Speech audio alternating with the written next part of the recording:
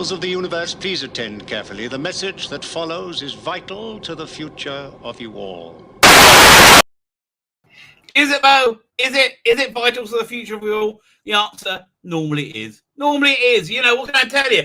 I don't want to sugarcoat it for you, baby. I don't. I have to tell you the truth.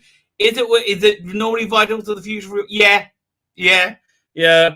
If it would have just heeded my warnings, we wouldn't be in the brink of nuclear war, you know, which is, I don't know.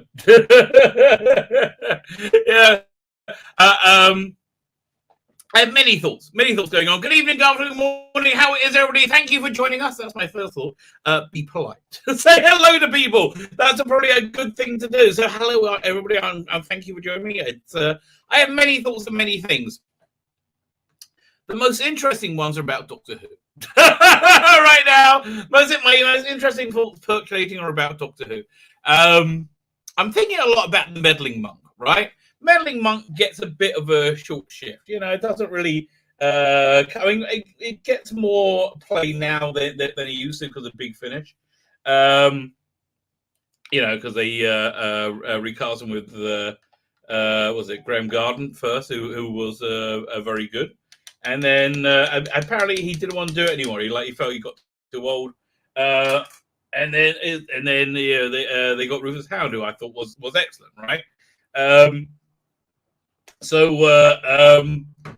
know, the character killing. Then they did the very very 2020s thing, and they cast a girl as a meddling monk, and it really failed, right? It really failed. One, it felt very opportunistic, right?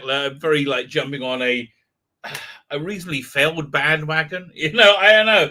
Maybe they're going to try and prove it could work. I don't know, but it didn't. It didn't, because they cast the very good actress Gemma Whelan as a monk, and she's great. Listen, I've only ever seen her in Game of Thrones, and she was very good in that, right? I think she was fine in that. She seemed like a very competent actress. Don't be wrong. But what she doesn't share, that all the other people who have played meddling monkeys, including Peter Buttersworth, yeah, that's the thing, right? They're all primarily comedians, right? They're known for comedy, right? You know, and I think that's really what that. I mean, you can play it as a dramatic role, right? But you've got to have an edge for comedy, because he's that kind of character. He's kind of bouncy. So I think they made a real mistake not casting somebody who's a comedian, because it just seems like they're doing like, oh, let's just make it a woman, right? Without really thinking about the character. I mean, that was a linking fabric, you know. Graham Garden, Rufus Hound, Peter Buttersworth. That's why they all worked, right? Because they all had this comedy in them. And maybe she died. I don't know it. It doesn't really appear it to me. You know, it's so that's a shame though. But here's what I've been thinking about Meddling Monk, because I'm writing something for Dr. Alex's season 14. Season 14 is, as you know, I'm a big fan of season 12 and season 13. Where is it? Over it. So much so I designed the cover. In fact, I got to do the cover of season 14. That reminds me. Is it season 14, right? So I'm a big, if you know my channel, you know I've recommended it highly. I don't think I can many more. It was the best Doctor Who being made right now. Yeah, at the time, certainly during Flux. Oh my god. So I'm doing a here. What's it? 1 second. Let me have my coffee. Right, there we go. Oh, it's good. Oh, Maron, disgrazia. Man, the holy month of Nisan is approaching. So I think I'm going to do a bit of a body reboot, right? I'm going to try and do, for at least a week, only eating potatoes and water, right? Now, if I can do it without salt as well, I'll go for that, right? I mean, I'll do a baked potato. I'm not going to eat it raw. But that's basically potatoes and water. Do that for about a week, because if you do it for 2 weeks, it totally reboots your senses. It's bizarre, right? I did it, and then I had this, like, the first thing I had was on the Jewish, was it New Year? and it was like you have like a little bit of grape juice or wine. We had grape juice as you know as this, the beginning of your meal, right? It's called kiddush, and I had the wine. And it's like that was the first thing I tasted in like 2 weeks. And it was this insane explosion of flavor in my mouth. Like, whoa, it's really incredible, right? It was really, really cool. Also, you lose a ton of weight. That's also nice. But what it really does is you get to a point where you only really genuinely eat when you're hungry. That's the only reason you eat, because it's like, oh, I'm having a potato.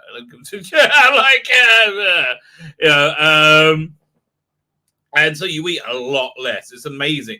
It really worked for me. And it worked for about a year, right?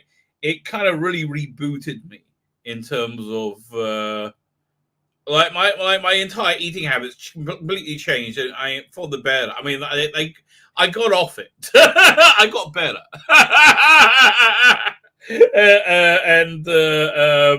But you know, like Nissan is the first of the month, sort of, right?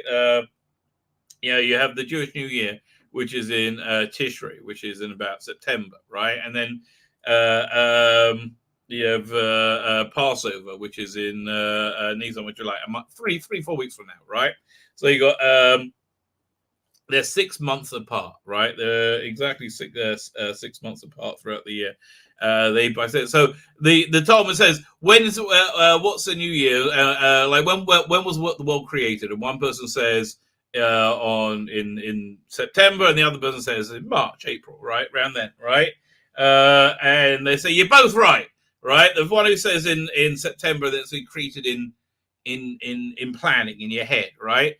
And then you work on it, you work on your plan, you do it, and by the time you get to April, like Nisan, which is coming up, you know, you become the thing that you wanted to be, right? So or you actualize that. So that's the essential idea of it. So yeah, I think I'm going to do like if I could do a week, you know, look, just a week will be good. But and I'll see how I'm feeling at the end of the week, because Sabbath is always a pain in the ass, right? I'm going to get back to the meddling monk in a minute. Don't worry, I haven't forgotten the meddling monk. Sabbath, by the way, pain in the ass this week, right? Okay. We went from being on our own, like just me and my wife. That's never happened since we've had kids. She's been pregnant, like, or we've had kids since the first couple of months of marriage. You know, what can I tell you? It's been a long time since we've been alone. You know, I think we're alone. So I was like, oh baby, oh baby, we're gonna chill out. And have a real chill time, just like the two of us. We'd just like hang out. I was really kind of looking forward to it. And then one daughter decided that no, this week she's going to stay home. So fine. So then we changed things up. So we got something like tailored that was just for us. Us three, right? In terms of food. We figure we'll do. We know like on Friday night we normally do. We have grape juice wine, stroke wine, and then bread. There's to start. And we always have chicken soup with matzo balls in them. Chicken soup, matzo balls, that sort of thing.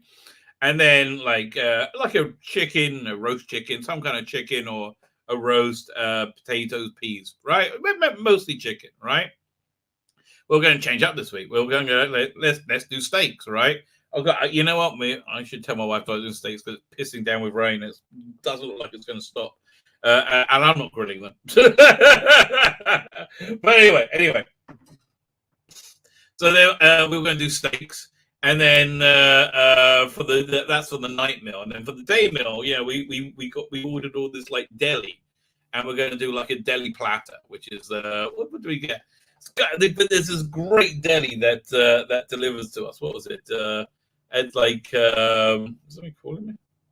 No, you have this. What's the name of that stuff? Like smoked pastrami and smoked corned beef. Oh man, it's so good. The roast beef's excellent. And so we're going to like deli platter, get some salads, get some rye bread. Have ourselves a good Jewy time. Let me tell you, get some pickles. I tell you, Jew heaven, baby. All our favorite Jewy flavors from salty to fishy. We'll have it all on the table, baby. Anyway, I digress. So it was a bit more extravagant, but there's only 3 of us. We're like, yeah. Then my other daughter, now she's come home and says, I thought I'll come home this week. I'm like, really? What is this? Like, I like next time they're gonna the one who's in America's gonna pop in. Like, what? Anybody else? Yeah, you can't come in. You can't come in. That's basically my message to my kids. Anyway, I digress. So I was talking about the meddling monk. I like the meddling monk. So I've been musing about the meddling monk because I'm writing an episode or 2 for Dr. Alex's season 14, right? I'm actually quite looking forward to doing it. But I want to do a meddling monk one, but it's got to be in his continuity. So it's going to be like it's like a 12th-ish Doctor with Romana, I imagine, right? And K9, I imagine, right? I think I haven't had time to read the guide yet, but like that was my thing. But here's a story I always wanted to tell, right? With the meddling monk, a Capaldi story set in season 8, the much maligned season 8. Now, why season 8? You have Capaldi kind of finding himself as a Doctor, which I kind of like, right? And I think this could have been a part of that. I like the school setting for Clara. I'm sorry, and I liked. I found him annoying, like in the same way that Bill Potts was annoying because she kept saying she was a lesbian. What's he called again? The Samuel. What's his name again? Samuel Clemens. That's the actor's name, I think. Danny Pink, right? Danny Pink kept saying, "Oh, well, I'm a soldier," but get over and over. Once you get past that, right? He's a good character, and the actor plays him well. Now, the reason I think this is because Big Finish did a 12 Doctor Chronicles Volume 1. Volume 2 sounds like it's garbage. I didn't even didn't buy it, didn't listen to it. Volume 1 was really rather good. Now, he was in it. That actor, I think Samuel Clemens is his name. I'll look it up in a second. Now, he was it. And he really saw this kind of frustration of having to share Clara with the Doctor and then still being friendly with the Doctor for Clara's sake, and just because he's a decent bloke and he's an interesting guy. So I like that whole dynamic, right? And so I always wanted to do a seat there because this is basically why I always had this idea, and this is a bit macabre. Okay, we're going to get a bit Jewy and macabre right now, right? That's a macabre. I don't know, macabre. I also macabre. Anyway, I always thought, you hear about these villages wiped out in the Holocaust, right? Like these little Jewy villages, wiped out, right? So I imagine, like Fiddler on the Roof, right? Fiddler on the Roof. If you ever seen it, love Fiddler on the Roof, right? And let me tell you, somebody is a schmuck, okay? Who is a schmuck? I'll tell you who is a schmuck. That there isn't a permanent theatre playing Fiddler on the Bloody Roof in Israel. Like, what the hell? What do you think all the tourists want? They want the Jewy experience. It doesn't get much better than Fiddler. It's awesome, mate, right? Tradition. I really like Fiddler on the Roof, and I'm not even joking. I actually genuinely like it. I like all of it. I do.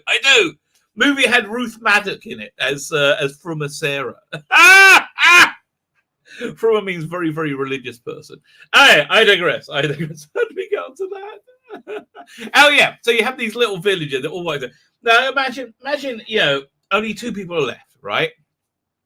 And beforehand, when it was a bit village, they knew each other, didn't really get on, didn't like that each other, didn't really do much with each other. When they come back, when they're the only survivors, they're going to love each other. There's a real bond there. Now, I thought that's an interesting story idea, right? Because that's what I would think.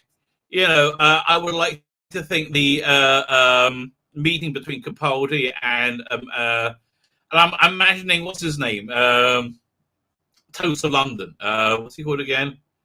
Matt Berry. I'm imagining Matt Berry as a meddling monk, right? I love Matt Berry as a meddling monk. It just seems so perfect, right?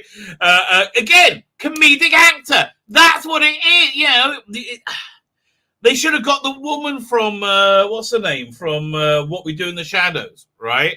A comedic actress. It's just so dumb because they're only thinking with their virtue. It's so obvious. I think it's the same with the wheelchair companion with the Sixth Doctor. Thank you. You saved me $16. Thank you. You know, I have to tell you, props to Big Finish. Props to Big Finish. Because I used to say, why don't they just put a woke sticker on it, right? And why is it always like, aha, aha, oh, look, it's a penis and it's a woman. Tell you, people believe that. People really believe that. Kids really have been indoctrinated to believe that. So 1984. Man, it's so 1984. Anyway, I digress. What was I talking about? Oh yeah, Matt Berry as the meddling monk. Now I imagine that both Capaldi's Doctor and I'll do the same, Matt Berry, aren't very in touch with, aren't very easy to go with their feelings, right? They will. It's a bit painful for them, right? But so I imagine them having some kind of battle of wits where they like writing history, wronging history, or doing something, right? Doing something like that. So I can't decide whether to do it on a huge, universal scale, right? And he's for some reason both the Doctor and Matt Berry have a school kid with them, right? They're both showing off to one of the school kids. You know what I'm saying? So yeah, I just imagine like one upping each other like that, or to have them like play it out over something really mundane like a student president election, right? One's backing one candidate, one's backing the other. It doesn't matter because these are beings of such hugeness. Their battle could be that. Whose candidate's going to win, or the battle could be universes, and it really doesn't make any difference, right? But I still love Matt Berry as a meddling monk, okay? But I do imagine this bit like towards the end, right, where it's like they've got each other, right, and then they burst out laughing and they embrace each other, they hug, right, and they're so happy to see each other. They haven't seen each other since before the Time War or during the Time War, right? They've been through a lot. I doubt Meddling Monk was in existence, and they're just happy to see each other. That's like we haven't seen each other, and it's like and there's this joy is it, and I would like that to be there. That to me is the center of the center of the story. So there you go. Now, random thoughts on Meddling Monk. I thought it was quite interesting. So I'm writing something for season 14. Not sure what it's going to be. I have to read the season guide. Fine, let me throw out some eye candy. We'll do doink. Dum bum ba da dun da dun da da. Indestructible Captain Scarlet. Da da dum da da da dum. Bam! Hey! Look at me go. Go on, up you come. Where is it? Add to screen. It says it's there, but it's not there, baby. Okay. Having trouble connecting. The weather's bad, mate. That's what's happening. The weather is bad. That is not good. The weather is very bad. I think, it's supposed to be a blessing to have like the early rains and the late rains. So I'm hoping this is the late rains and it's a blessing, right? Because, man, I'm freezing my bollocks off. Let me tell you, I am freezing my bollocks off. And I use those quite regularly. So this is like a thumbnail. We have the new Sea Devil. And Jodie Whittaker in her new so not Doctor Who outfit. I mean, like, what? Why is she dressing like Carol Ann Ford? What the hell? It's weird. You've gone too far the other way. Now that we need some kind of rainbow, you need to have that. It's like, without it, it's weird. Okay, whatever. I mean, and you still need it, even if you're going to be tongue kissing as. I really hope you're not. I mean, I hope you are, but I hope I don't have to see it. I can't wait till next year Asians to be stunning and brave. Give me a nice new jacket. They give me a new dacky. It's really nice, night. And to which the Sea Devil goes, Icky thump! Cultural appropriation much, darling? What the hell? I mean, really? Why is she dressed like Chin Chun Chinaman? What the hell? This is so racist. I don't know. Seems okay. Penises can be female. Yes, that's just the way it is, baby. We live in a different world. Penises can be female. Men can have periods. Women, men can have babies. Yo, yes. Don't let anyone tell you differently. Oh man, I think I heard Jack Posabek. Is that how you name it? He was on Tim Pool and he quoted 1984. Yeah, one second. Let me see if I can find the quote.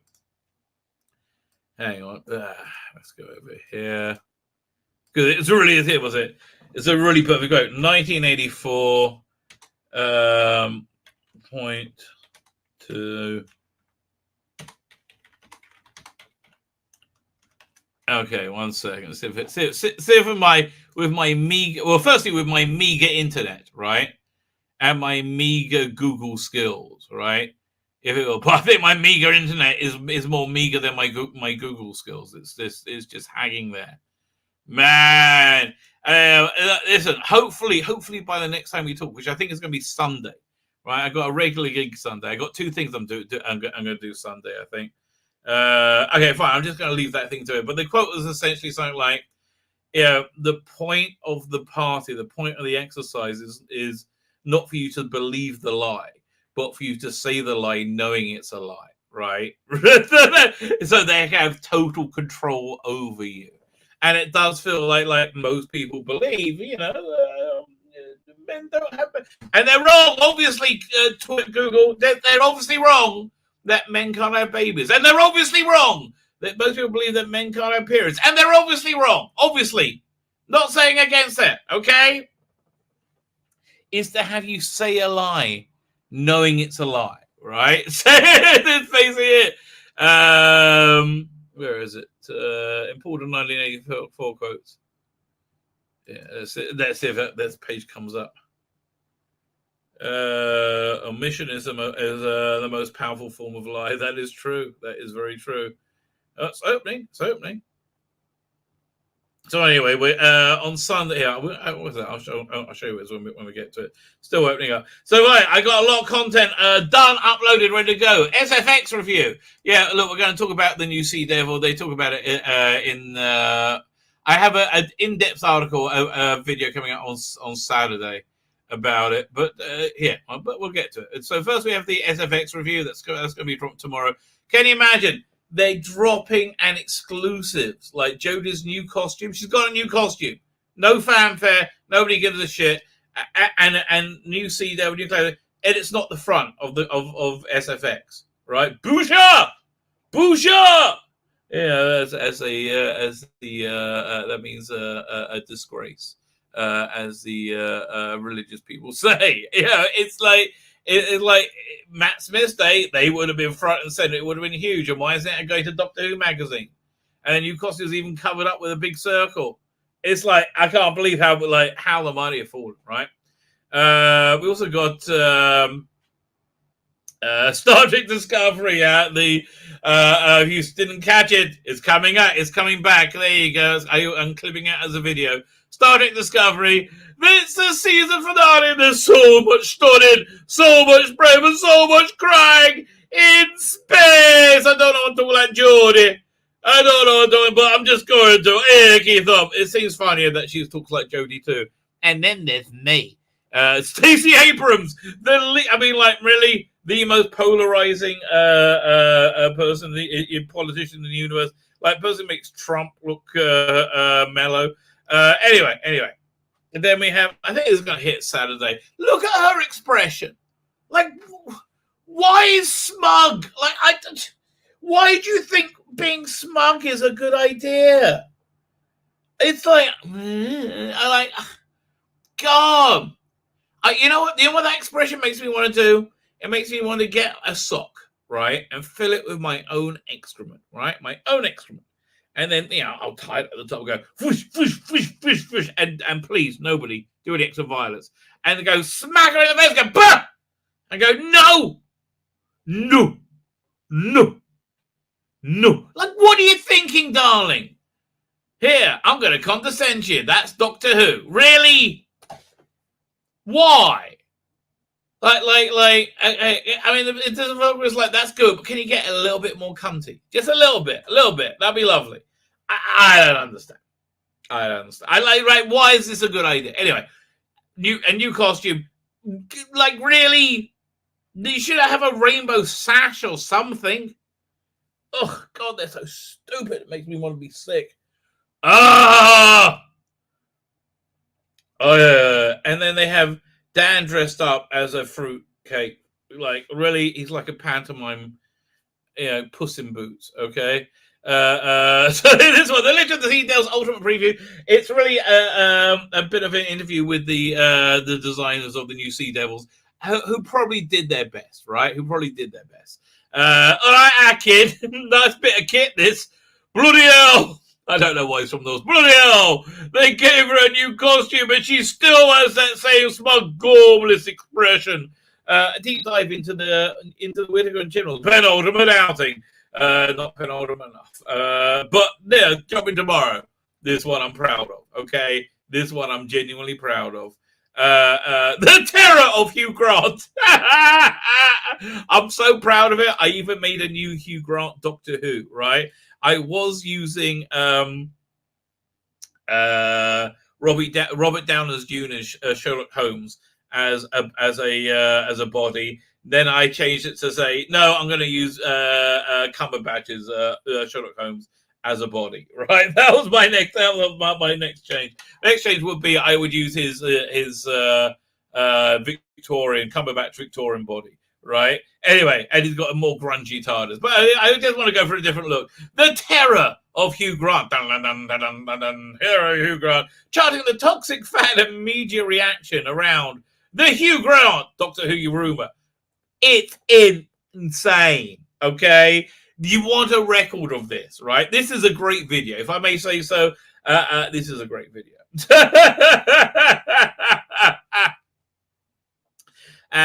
Just because everyone was super excited about this rumor and gutted it wasn't real, it doesn't mean they don't need found. It kind of does, though. No, I'm not laughing with you. I'm laughing at you.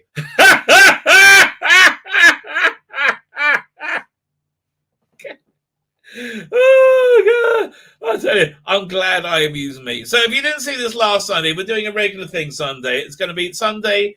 We're going to do live Arachnids in the UK, 5 p.m. Part of a live stream, right? Arachnids in the UK. If I have the energy, which I probably won't, we'll do Picard episode 4. We're doing episode 3 tonight. It goes woke, but not as woke as I hoped it would. But if you miss it, I'm dropping this on Saturdays, right? Saturday. We did it, Jody! Icky Thump! I don't think anyone has ever done more to fight racism. We're the bestest ever! With Roosevelt saying, and I thought racists were bad in 1955. Yeah, it's so obvious. This is all about them, right? It's so gross. It's like they made the civil rights movement all about white people. It really is. That's really what they did. Oh. And this thumbnail is going to get up all the craziest noses, but I'm really looking forward to, because this is their holy grail. Because the reason they love this one so much is it gives them that a dopamine rush of feeling so good about themselves. And then when somebody says you are a racist full of shit, right? It takes away that dopamine rush, and they don't like that, so they freak out. Revisiting the best of Geordie Whittaker, Rosa, an in-depth recap and review of our co-option of the civil rights movement designed to make white liberals feel good about themselves. That's essentially what it is. Okay, so that's on Saturday. I'm not sure when I'm going to put this out. Maybe Saturday, maybe Sunday. Come on, don't crash on me now, baby. Don't crash on me now. It's crashing on me now. Oh, there you go. We're into, I just finished listening to this. Rather good. rather good. Blood of the Time Lords, rather good. So this is why it's good. It follows directly on from Deadly Assassin, which I love, but it doesn't feel that thematically. It doesn't feel like a season 14 story. It feels like a season 16 story without the key to time bits, right? But what it does do, far more successfully than Invasion of Time, is further explore Time Lord society. See, I don't feel Invasion of Time really explored Time Lord society. I did think it kind of boringly copied Deadly Assassin without really thinking about it, right? What this one does, it explores Time Lord society. You're in a a monastic cult on a Gallifreyan moon, and it just works, right? It's new, it's original, it's interesting, it's in universe, it's clever, great performances all round. You got the monk from, where was it? Karney Po, whatever his name was, who helped the Third Doctor regenerate, right? Well, I can't remember what the name is, right? So he's in a later generation. These are all nearly very retired, nearly dead Time Lords with this repository of books. So yeah, it's a good idea. It's a bit of a thumbs up for me at this one. So yeah, so this is coming up. All this uploaded. So So my stream on Sunday is going to be half. It's going to be Arachnids in the UK, like deep dive, and the other half beforehand we're going to do Dr. Never, a deep dive into the Dark Dimension, which I'm really looking forward to talking about. Right, I'm really looking forward to talking about this. I remember this. I was very into this. So there's two things that happened, right? That maybe said, oh yeah, we're going to do this video, right? It's firstly, there was a very good article on what culture, talking about this, going in real detail, and I think they got all the details and nuances absolutely right, and it's a very good record of it. Then I found out there's a fan version of it, came out about a year ago from the Pharos project, I think, which is very good. It's very good. It's very, very professional. The performances are uniformly good. The problem is that they're performances, and they're not impersonations. And because of that, virtually nobody is recognizable, right? You understand that this guy is supposed to be older Tom Baker, right? But especially as we got Tom Baker, it doesn't sound like nobody really sounds like any. You have to, like Colin Baker, you just kind of could work out. Peter Davison only understood after the fact, right? As I recall, but it's very well written, right? It's a very well crafted version of it, and it's free. It's on YouTube. It's a recommend, right? It's a real recommend. A really excellent piece of work. Okay, that's what I can think. So it's a really genuine, excellent piece of work. So we're going to be doing that. And as I said, Arachnids in the UK on Sunday. That's going to be Sunday stream. Yeah, I kind of wanted to do a Sunday stream for a while, right? I might start doing move it to Saturdays. Haven't decided yet because the clock's about to change, which ends my life. Fine, so let me leave it on this slide. Once get into the chat. Yeah, it's all it's all frozen. She cried, jigger. Come on, there you go. Icky thump. Okay, who's here? Snake Demon Gaming. Oh man. Yeah, I can't wait either. This I'm like, well, I don't want to play a game with the Snake Demon. He's gonna win and take my soul. Then I'm gonna be giving a Snake Demon a blowjob forever. Oh, it's not something I want to do. I mean, no disrespect, Mr. Snake Demon. No disrespect, sir. You can't wait either. This is going to be a spectacular screen record of an episode. I'm getting the feeling you might be right. Getting a Chinese woman to direct a series about a time travel consideration.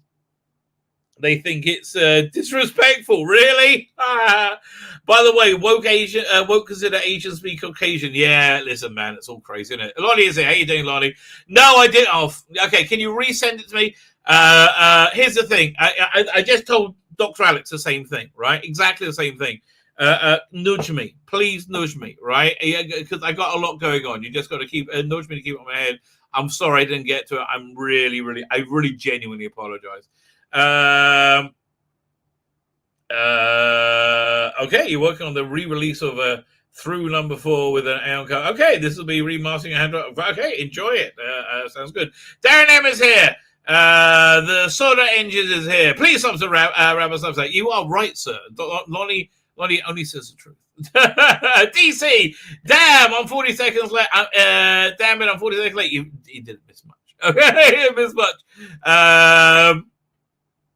What's going on? Really, you have to be there. People don't time. Problem being, how you doing, sir? Afternoon, Rabbi. Afternoon, lovely people in the chat. Afternoon to you, sir. How are you? I was just thinking how much I enjoyed that intro music you made. It's very, very good. My video is severely choppy. Okay, is it still choppy? It feels like it's evened out a bit now. Nuclear having any time soon. I have hope in my heart that it will be fine. See, that I just think that's a normalcy bias, right? Matt, I think nuclear is pretty much inevitable at this point. I just think Biden's so freaking dumb. He's going to do something. They'll start it, right? Why do I think that? Because everything he's done has been the worst thing humanly possible, right? It's like, really, everything he's done has turned to extreme shit. So I don't see how he can be on this at all without screwing up massively, right? Maybe he can. I don't like, and it's not because I don't like him. I don't like him. It's more like he's got a track record of being absolutely awful. I mean, like, everything he's done has been shit. I know it's not me. What do you want, right? Everything Trump did worked out very good. It's not my fault. It's just okay. I mean, it's good for me. Don't get me wrong. But I think that's a normalcy bias, right? I think we are closer. Well, like that doomsday clock is 40 seconds to midnight right now. I mean, it's not good, right? It's not good. Let me tell you. Mark the Vicar is here. How you doing, sir? Epsilon _ Hey, everybody says Epsilon. Hey, Epsilon _ Mr. Jacqueline Hyde, how are you, sir? I wonder. Could you, right? Okay, here's what I would try and do. I would try and turn just my my penis into Mr. Hyde, right? Because I bet that's quite a bit bigger than into Jekyll's, right? Because I imagine it's quite a bit bigger than Hyde's, right? I will try and work out if we could do that, because that's not something that could work out well for everybody. It's called a win-win, right? A win-win. Meddling woman, no thank. That's what she's like, the meddling woman, and it's really not a good performance. It's genuinely not a good performance. And she's not a bad actress. She's just like she's wrong for it. I'm sorry. Legends of the Sea Devil is going to be a wet fart or surprisingly okay. Yeah, because they what's her name was surprised. See, our level. Here's the thing: our level has been really, really lowered. So surprisingly okay, like a really bad episode. Like even the Daleks was shit in many, many, many ways. The Dalek couldn't open a door. Right, the Dalek just that's where I was been on the sea. The Dalek couldn't be on the door, couldn't open the door, couldn't shoot its way through a door. Like there was just lots of dumb, bad writing in it. But it was surprisingly okay. But it was unbelievably shit. Right? Sounds like Lent fasting for Christians. Well, what are we doing there? No, oh yeah, the potatoes.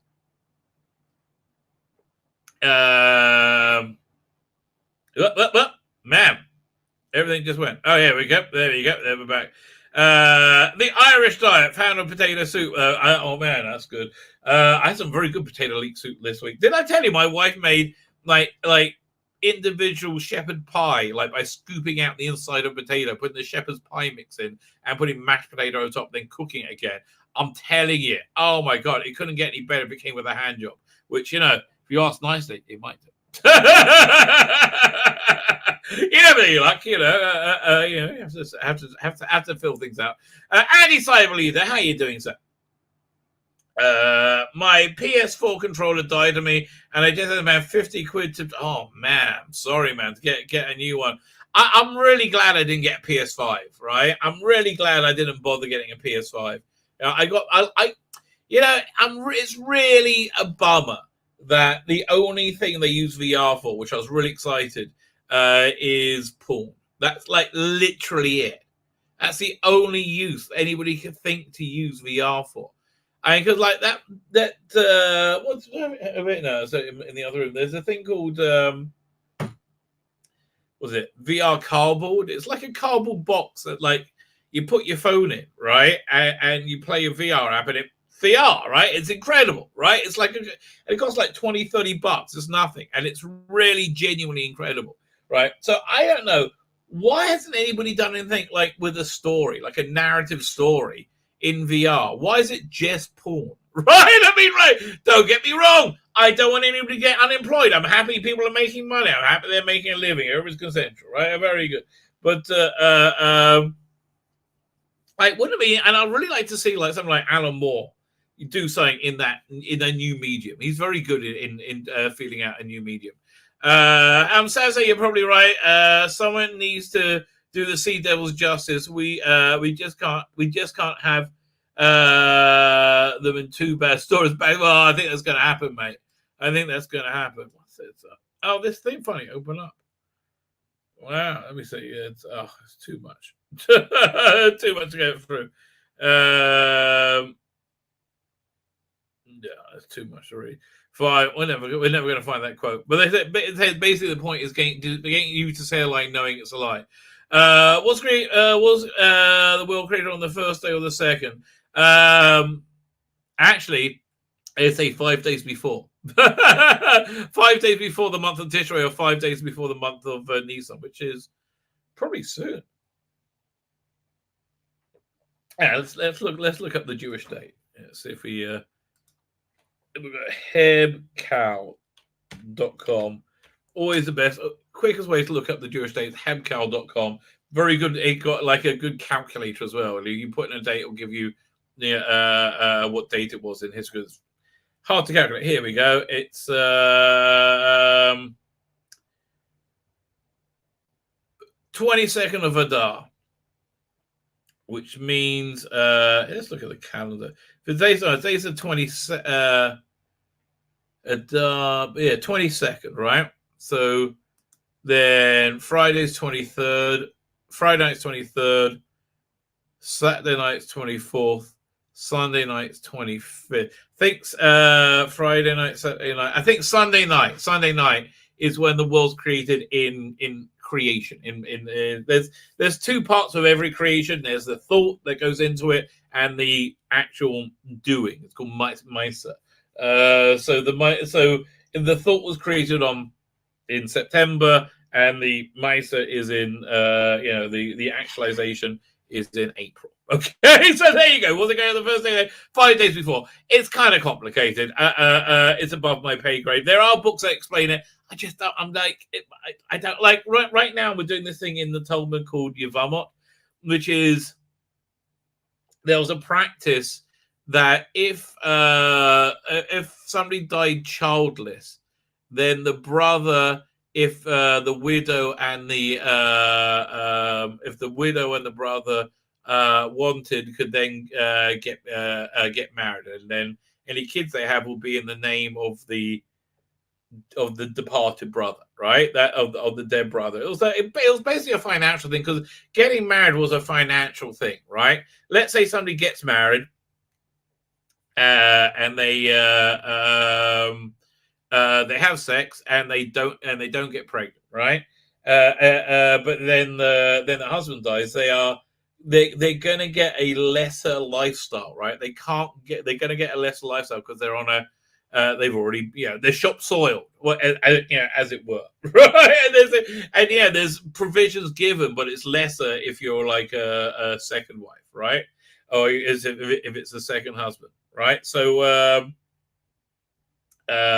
so there's all these, like, it's a very rare thing, because if the wife doesn't want, obviously she can say no. That's where in Star Trek Deep Space Nine, the Klingon divorce ceremony was based on the the ceremony where when the widow doesn't want to marry the brother, called chalitza, but it's basically you spit on the ground next to the shoe. It's exactly from Deep Space Nine. That's exactly what it was. I'm not exaggerating. That's Klingon divorce. Anyway, so right now, this huge tractate about what if it's if the sister of the deceased and the brother of the sister and sister, and I don't give a shit. I mean, like, really? So the same thing with that. So there's people who I don't really give a shit. Right? Lucky you were born on Christmas Day. Yes, it was. Nice having a bit of a party. Chow bigger bow wow rabbi. I don't know what I did. Anybody else see that hairball? What hairball? Slow motion rabbi. Okay. Wind up means that. Okay, the internet was bad. Let's see if it gets any better. The internet is fighting back at the thought of Lefty Picard. Yes, it is. Later Clara was so annoying. Yes, she was. Season 11 Clara was so annoying. It's still, though, I went back and did a full Clara rewatch, and she's so much better the second time around. Clemens was Mark Twain. Yeah, what's the name? But that's why I thought his name was here. Look at Big Finish. Let's go Big Finish. Big Finish. The 12th.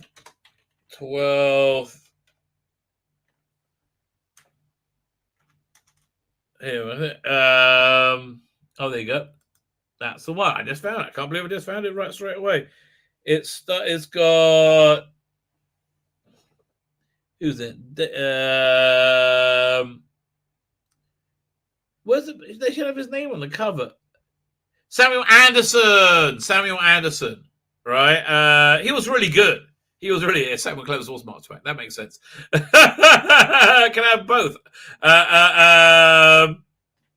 Everyone was bored by the introduction of the message as the drink. Exactly. Yeah, it really was. I'd love to see him get another couple of years. Oh, it'd be so good. Clara and a Dalek skirt. Okay, my grandfather once had a taxman called Mr. Fiddler. Fitting. I don't know. Well, there you go. That's the guy. That's a great taxman. Clara carried the one with smug. Yeah, that's the way she played it. That is true. So the problem being, Martin said, I like a taxwoman called Mrs. Sucks. Well, there you go. She. The good Lord giveth, take away. Digby Strawbridge is here. How are you doing, sir? Starlight and Vision way back would have had the Doctor trapped like in a cartoon. Like, well, that'd be fun. That was one of the best episodes of season 8 was Flatline, right? That was really, really good. Okay, I'm only about half hour behind. Drain Davis makes a good master. He does, but he was so unnecessary, right? That's the thing. It was just so freaking unnecessary. But, okay. And it's really unnecessary in this one. There we go. Atom Warlock is here. How are you doing, sir? Mel and Clara, two backsides that fit perfectly in each hand. Now, yeah, would I like a threesome with Mel and Clara? Now, that's a good question. That is a good question. No. Okay, I thought about that, and the answer is no. Yeah, it's a shame we won't get more of the Dreyfus Master says problem. You're absolutely right. It was just so stupid, like getting rid of him. Now, was it the BBC's doing, or was the Big Finishers doing? Who knows? It just seemed like a dumb idea. Yeah, it's he really wasn't central to the story at all either. It actually would have worked much better with the Jeffrey Beavers Master. It would have made more sense, right? But with the way they frame it, but no, it would have made more sense in a lot of ways. Unknown 29 is here. How you doing, sir? All the James Dreyfus stories are better than for his master being in them. That is true. Though the first and second Doctor stories featuring them are actually really good. The Seventh Doctor is a filler. Oh, there's that Seventh Doctor one. There's two Seventh Doctor ones which are awful. There is the sequel to The Greatest Show in the Galaxy. I love The Greatest Show in the Galaxy. The Psychic Circus, garbage beyond garbage. avoid, in my opinion. And the other one is the one with. Is it? No, it's not that one. I was thinking of the one where he's in going after the 11 or something like that.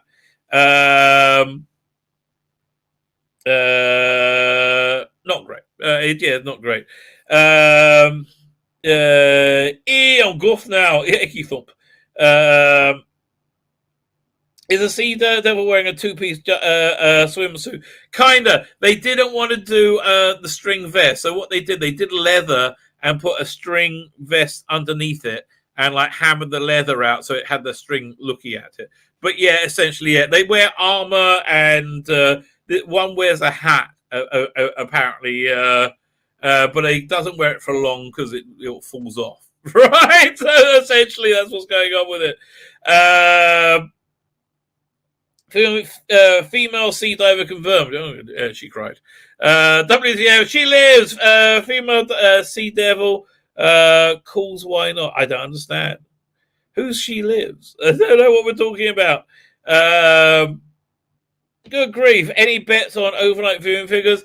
By the way, let me just show you something. For the background of this, I wondered if I was like so stereotypically Chinese, like so kind of racistly Chinese. So I went for I googled cheap Chinese takeout, and I got that as the backdrop, and it worked perfectly, doesn't it? Oh my god, look at that! Any bets overnight? I want to see the live figure. That's gonna be, oh my god! If we're never gonna find it out, like you got to get professional account, and it's just not worth it, right? It's cost a fortune. And they're never going to spill the beans, right? They did it by accident with even the Daleks, but maybe they'll do it again. But the live figures are going to be, I think, 1.2. Look at it. Everybody knows it's shit, right? It's too soon after Flux. She's dressed in Chinese cultural appropriation. It's bloody cultural appropriation. Robert Payne is here. Hello, everybody. So he says Petey Rich is here because that's all she knows. She doesn't know smug, powerful SJ double line, you know. And God, I'm no longer on Twitter. So this problem being, listen, mate. Your life is so much better, right? Although I would recommend Getter or Parler, right? Getter's good. Getter's where you just get to talk with people without there being like a headache, right? It's normal. Right, it's normal. Although when Truth Social comes out, I'm going big on that. Go big or go home. That's what I say. There we go. Whizzing through the chat. Anybody I missed?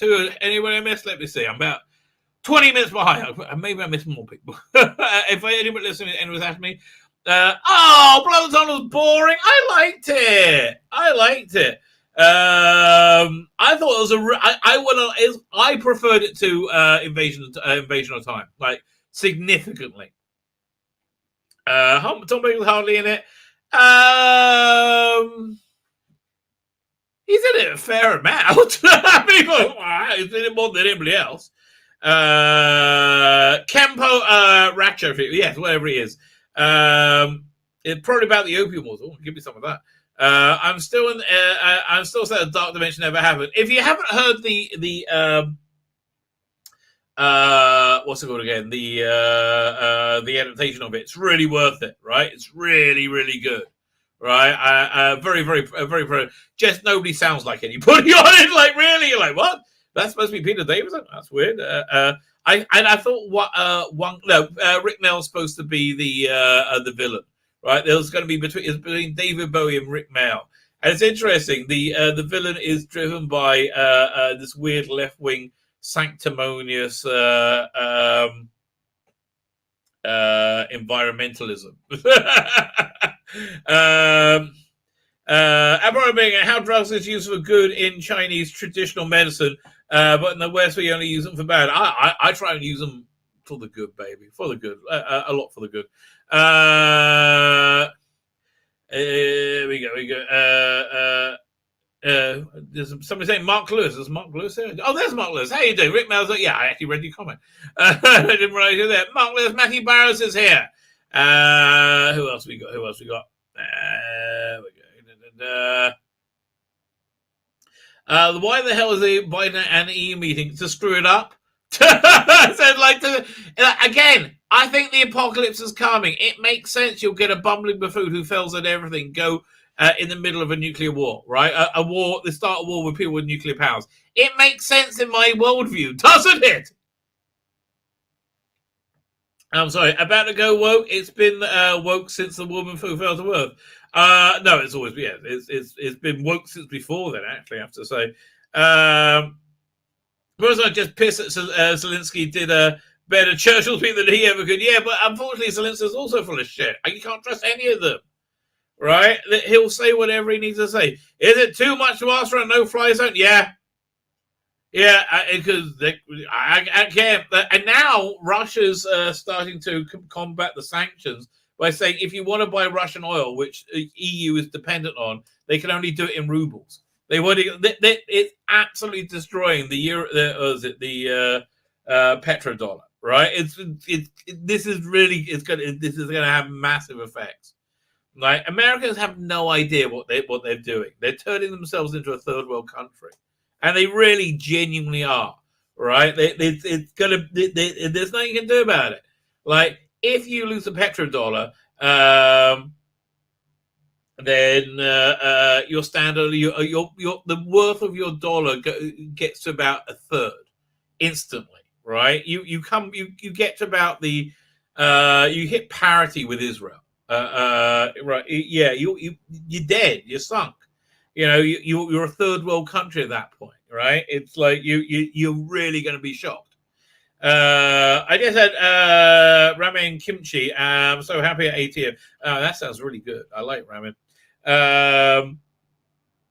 It was seriously funny watch Marcon trying to cozy up to Biden and nudge out Bojo. They're all. I mean, listen. I think they're all going to die. At Tzvi Lebetkin, there's a shepherd pie mix. No. Here's what you do. Well, sort of. This is what you do. You get a baked potato. Scoop it out a lot so you get a shell, right? Make mashed potato about what you scooped out, right? Then you get a ground beef and you cook it with kind of a sweetish red wine-ish sauce with maybe carrots with some vegetables in it. You brown it up, you make it kind of a little bit gloopy. That's the shepherd's pie mix, right? You put that in the potato, you put the mashed potato on top, then you put it in the oven and bake it. Man, that's good. That is good. Right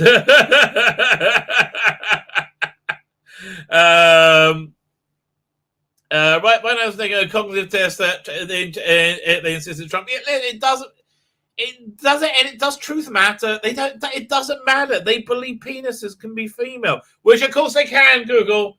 Don't get me wrong. No one's saying penis is silly. That say a penis is female, right? Tucker Carlson interview with Robert Kennedy Jr. is so many truth bombs plus Kid Rock for World Press. It's like and like I don't know. People live in separate realities. It's really bizarre. It's really, really, really bizarre. What's going on? Surely, if it was a Jewish God, he would have created the world on Friday to have have Shabbat off. Well, that would.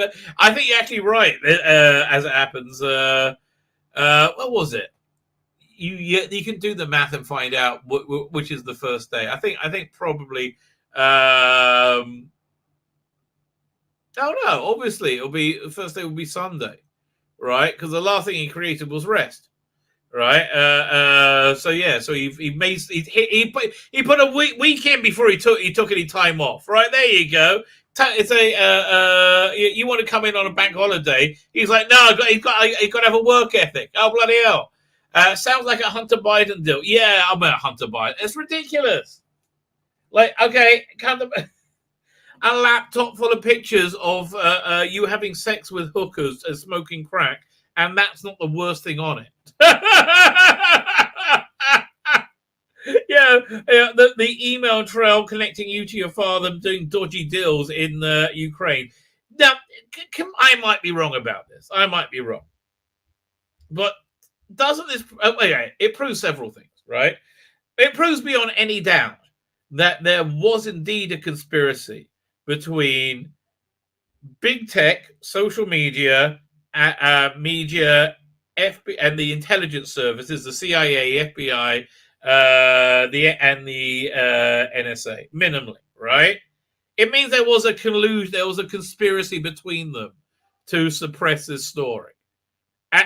Unquestionably. So that actually, so now what you're telling me, oh yeah, they would conspire to do that, but they wouldn't conspire to do something else. Okay, so nothing is you see, everybody told me that the 2020 elections kosher is implicated in that conspiracy. So, aha.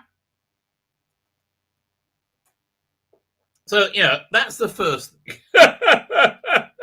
The second thing I think it does, and I might be completely wrong about that, this is that wasn't Hunter Biden being paid off by Burisma, which is a Ukrainian energy company, right? A gas company, and they had that, and they have a interest in a pipeline, and if Russia starts their pipeline, it's going to damage the Burisma pipeline. So it seems to be Russia. Biden might be protecting his self-interest rather than making a moral stand, right? That does seem to be an issue that you would need to address. Big Finish sounds like a football scene. Yes, they're so good. Very rarely you hear that after seeing Big Finish. I just want Sea Devil again and John Pertwee. In the first 10 minutes, they killed so many soldiers. I bet nobody dies in Jodie. I bet you're wrong, actually. They have no idea. I have no idea about what life is. They kill people off very, very, very, very easily. Oh, back to a threesome with Clara and Perry. Yes, absolutely. I will certainly go for that. But I couldn't stand Clara being so smug about everything. So we got to put some kind of like, okay, fine. She's got to wear that hood from Pulp Fiction that the Gimp wore, right? And be on all fours. Okay, there you go. That way I don't need to engage. Perry can be do whatever she likes. That's all cool. Bose, what are major things I want to do with that story? Was to have the Doctor interact with a cartoon version of his enemies. That would be funny. That would be funny. You who doesn't like killing people because it's not very nice. No, they kill people all the bloody time. Like willy-nilly. That's one of the big mistakes in it. Actually, I have to say, Time Prophet is here. How you doing? I got caught up in the chat. I forgot I was saying hello to people. Did I miss anybody? Time Prophet. Anyway, I don't think I missed anybody. But then again, nobody thinks they make mistakes. Although I'm very nearly caught up. I'm about 5 minutes behind. There you go. Whizzing through. I hope nobody's atting me because I wasn't looking for that. Script for part 1 is nearly done. I should send it to Noel. Send it to you. Well, you can just send it to me. Just see what you think. If you want me being it, oh man, no, I am not. I am not the best performer. It won't be playing myself. I could, and I'll probably screw that up.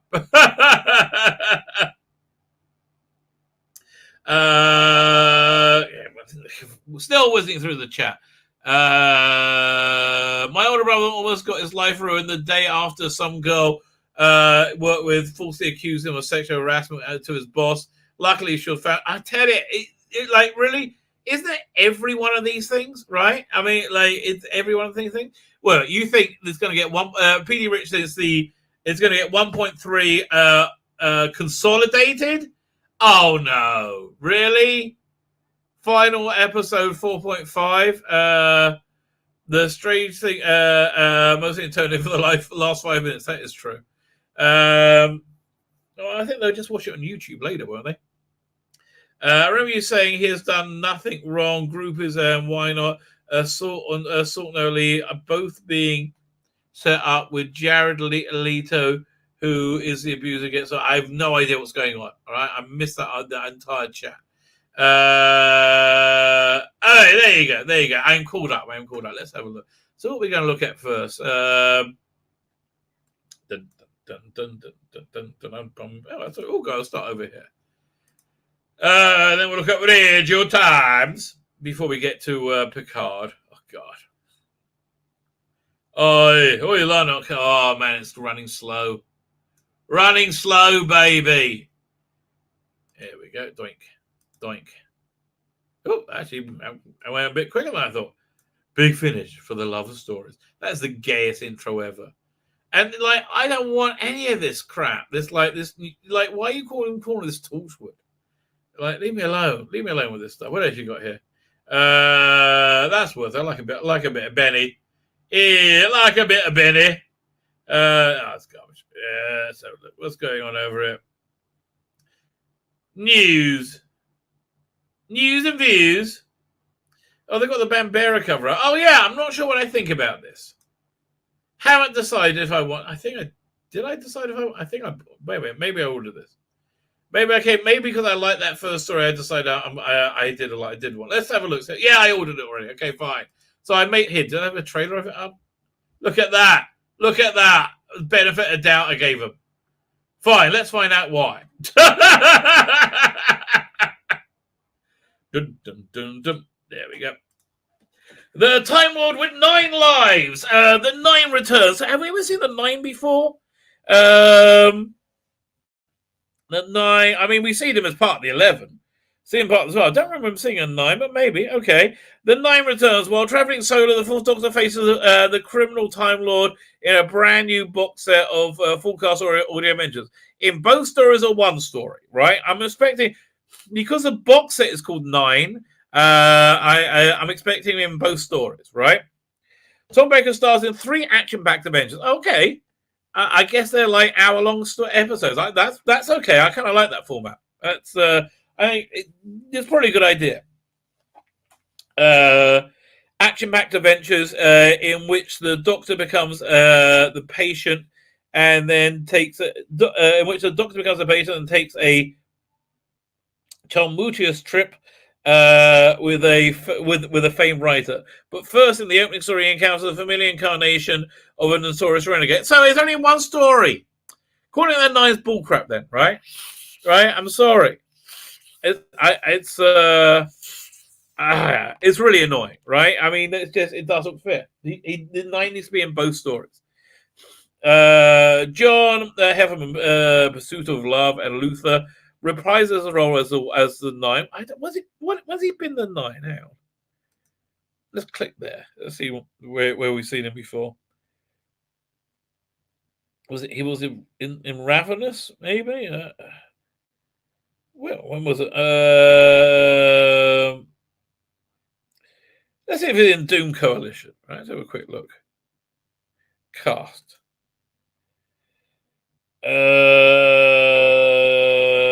Going through everything. Okay, there's no 9 in there, is there? I can't remember the bloody guy's name now. Who am I looking for?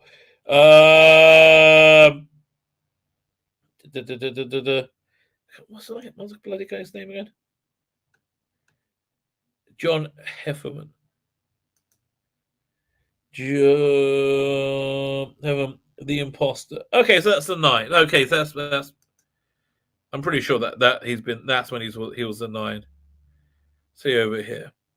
Ravenous just wasn't very good. That's why I don't really recall much of it. John Heffernan, the 9, right? He's played the 9. Yeah, again in Ravenous, right? Was he also 9 in this? Doom Coalition was good though. Let's have a look over here. John Heffernan. No. Okay. Fine. So it's reprising his role as the 9. So if you don't know, this is actually a very, very good villain. The 11s are played by Mark Bonnar really, really well. It's a Time Lord that has all its lives living concurrently, right? It's and completely crazy and evil, right? So it works for it very well. The 9 was a kleptomaniac, wasn't it? I can't remember. I really can't remember. But yeah, so we've had the 11, the 9, I guess. We've also had the 12. I think the 12 was a woman. It's weird, that, isn't it? When it gets around the 12, there's always a woman. How is that? But I mean, that was played by what's that? I can't remember. But okay, fine. The greedy kleptomaniac with multiple personas attempting a daring heist for the first time. Big finishes since Big Finish Legacy at the time. Ronnie Anasonda, the last tango in Paris, also joins him as Thana, the last of the Abway. Who gives a shit? I can't even remember that. Like, really? That was another very forgettable release. You know, the Legacy of Time. Yeah, that was a bit of a failure. I hate to say it, but yeah, a bit of a failure. Hang on. 3 thrilling tales in the box that is. 9 isn't your average robber, a ferocious, intelligent, murderous kleptomaniac Time Lord with regenerative dissonance.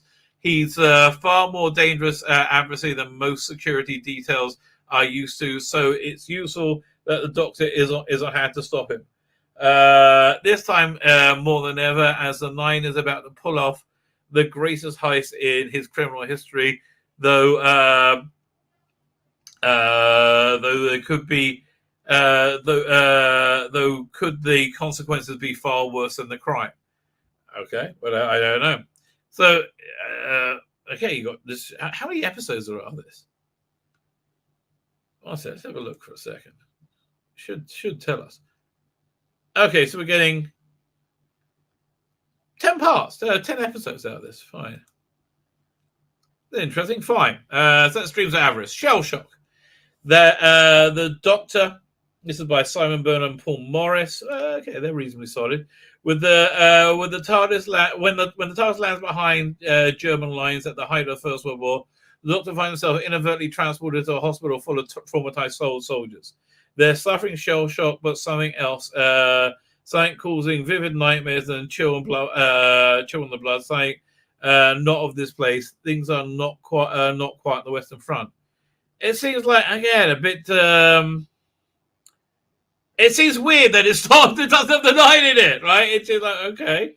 Finally, we have Peak Season by Elizabeth Miles, a 2-parter. After an embarrassing encounter, the Doctor tries to make amends to Melvin Peake by offering him trip in the TARDIS. It's a trip the famous author should never have accepted. Soon, he and the Doctor find themselves trapped in a nameless city, working as newspaper cartoonists. Well, that's weird. Where are they? More importantly, where is the TARDIS? More importantly than that, can they escape with their lives? It just doesn't sound very Doctor Who-y. I hate to say this, right? Look, I got it pre-ordered anyway, so I can complain.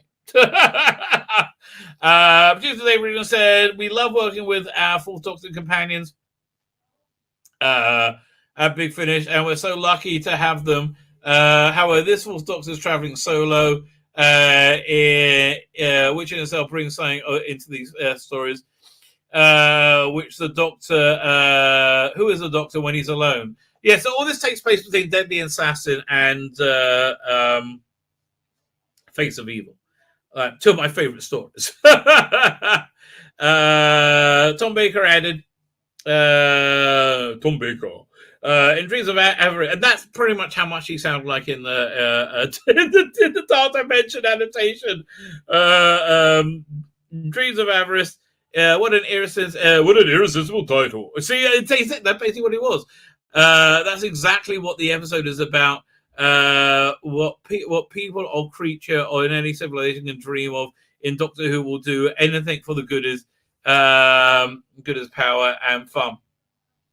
It's all wonderful, and we have a great cast. It's been an absolutely joyous. Okay, John Heffer's performance is absolutely prestigious. Okay, something on the whole page was him doing four or five voices, make you feel like they were talking with each other. I was delighted. What a charming, sweet lad he is. He's got everything going for him. Oh, sweet lad. So yeah, this one sounds kind of fun. And I listen, I like that first story. And here they're telling him, well, let's have a look at this thing there. Because this thing I'm not getting. Okay, this is but I kind of, is this cover? No. This has got, to me, it looks like it's got the woke sticker on it, right? Meet 99th Unit Team, led by Winifred Brambera and the hotly anticipated Brave New World. Forecast audio drama, Beaver production, set to begin in June 2022. Okay, convince me, because I listen, I liked Battlefield, but I don't know. Alongside legendary Angela Booth, Seabird 1 stars, Yemisi Oyenloy, okay, as Dr. Louise Nixon, no nonsense, oh, shut up, scientific advisor, butting heads with Bambera. God, so boring. Trying to keep the peace is Sergeant Jean-Paul Saravin, voiced by Alex Jordan. So that's not here. Who played that in Battlefield? Did they recast him? Let's have a look. Doctor Who Battlefield. Battlefield, listen, Battlefield, for all its faults, very, very clearly shows you what a clever interpretation of what's it called again? Unit, a really a good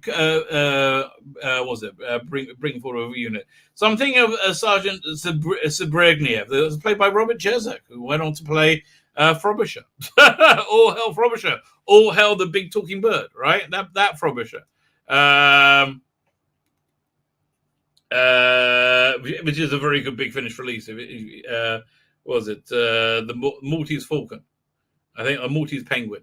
Okay, so Alex Jordan is playing by Saravin. So it sounds like Zabrigniev, just they couldn't get him, so they got somebody new in.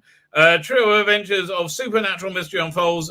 Technology expands rapidly in a Green Death inspired story written by Big Finish newcomer Alison Winter. An experiment to cheat nature goes awry. I don't know.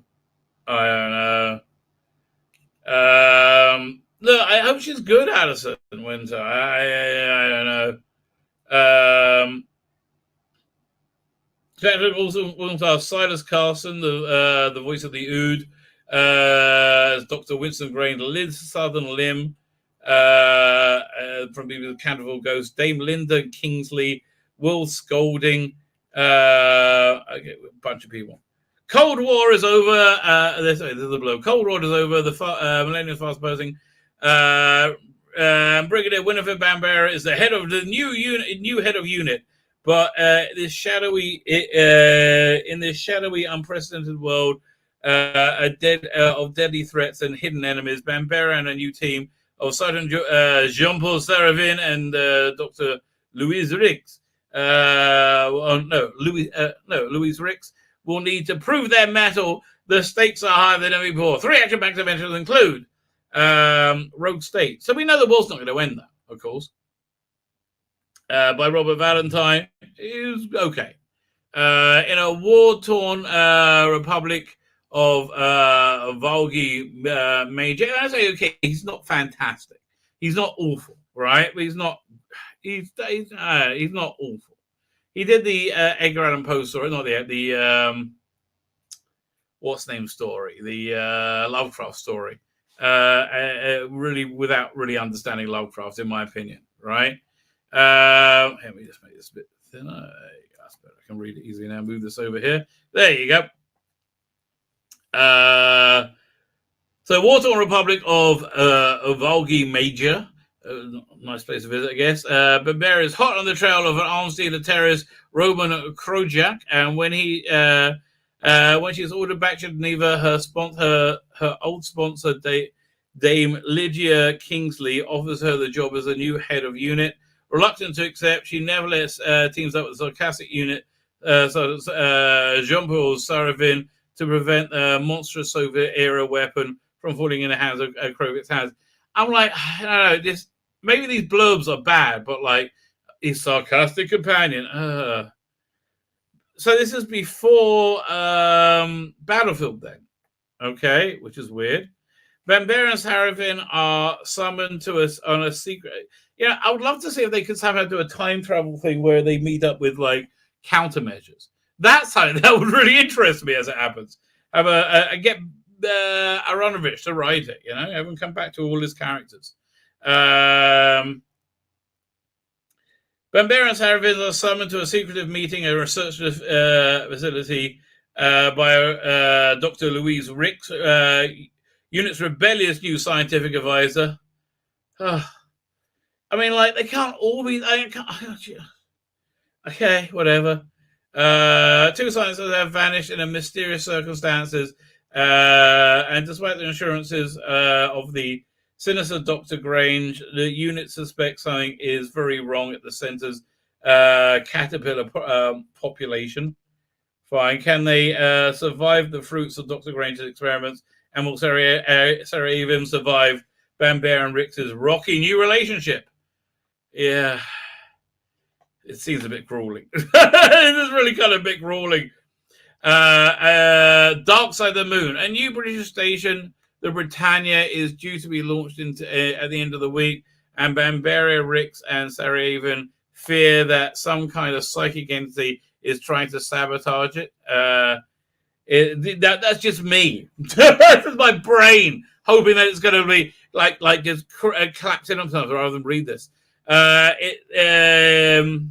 Is it really the spirit of Helen McNamara, deceased astronaut, and a friend of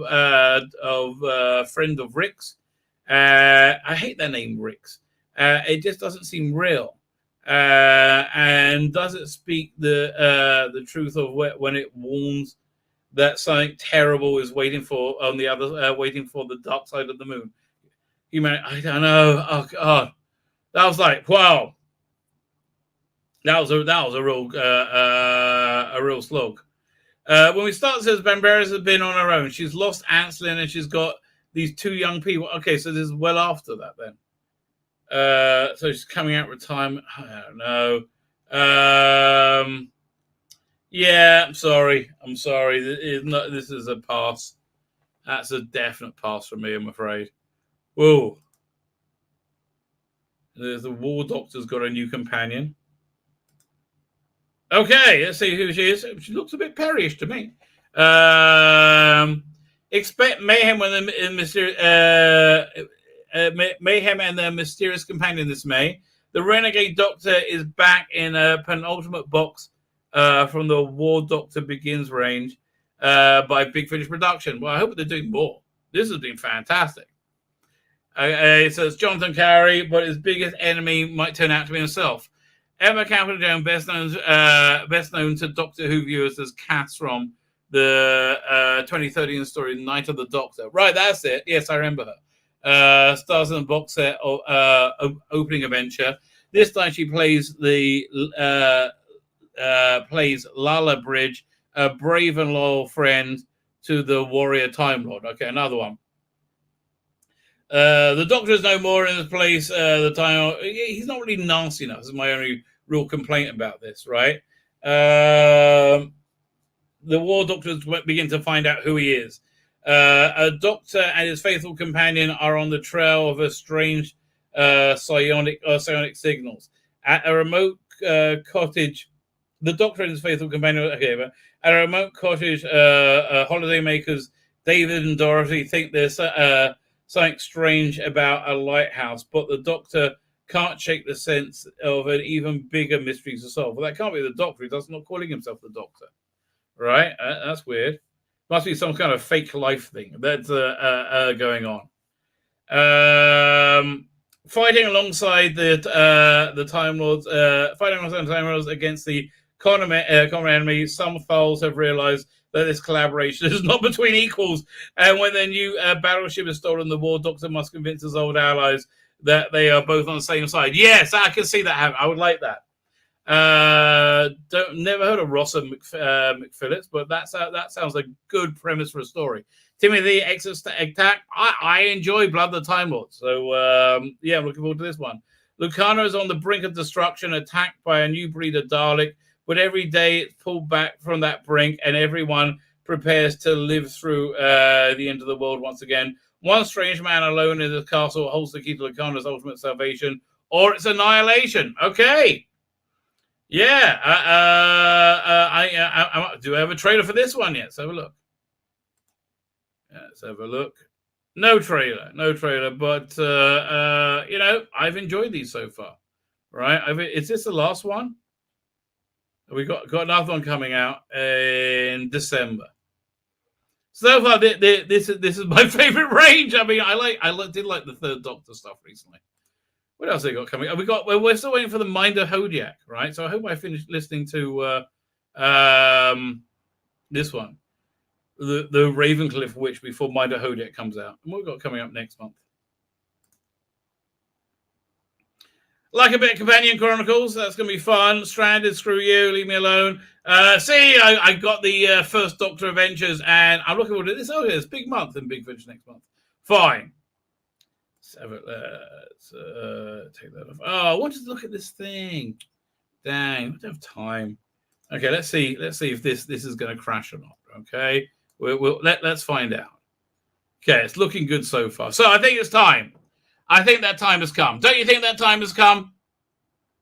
I think that time has come. Let me share screen. Here it is. Da da da da da da da da da. Woo! So is this one Star Trekky? So okay, only the first episode has been really Star Trekky. That's and it was gloriously Star Trekky. You know, they listened to all the complaints of the first season and they wiped them away. You know, suddenly they're all on starships and they're wearing Starfleet uniforms and they're being Starfleety and it's all Star Trekky and I like it, right? And then they're in not a mirror universe, but an alternate history universe. And fine, we've seen it in Mirror. It's so that still felt Star Trekky, even in the absence of it being Star Trekky, right? This one basically, I think, holds out right until the end. Would be my thing. I haven't seen the full episode yet. There's just there's a few really ridiculous plot points, which they're trying to make one point where they're really making the absolute opposite because they're morons. But anyway, what can you do? So anyway, the Borg turn up and Picard's on a starship with Rayos, whatever his name is, who's now Starfleet captain, and they get sucked into by Q to an parallel universe or an alternate universe where history is different and the Federation is evil and Picard's evil and 709 is evil and she's the president and Era's evil and they basically have to spring out the Borg Queen that knows what's going on. Q did all this stuff.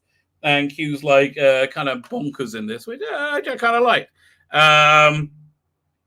And they know the problem is something has been changed in the past, so they got to get back to the past. They name check Kirk, right? They say Kirk did in his Enterprise many times, and they also did in a Bird of Prey. Said, but they had Spock, right? I'm like, it never struck me that having Spock was the factor. I mean, I guess so. Having to recount. I heard about recalculating again. Star Trek 4. Whatever. Okay.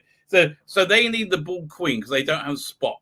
Okay. So they have to break the Borg Queen out, which they do. They make it onto their spaceship, which is the exact awful spaceship as we had from last year, La Serena.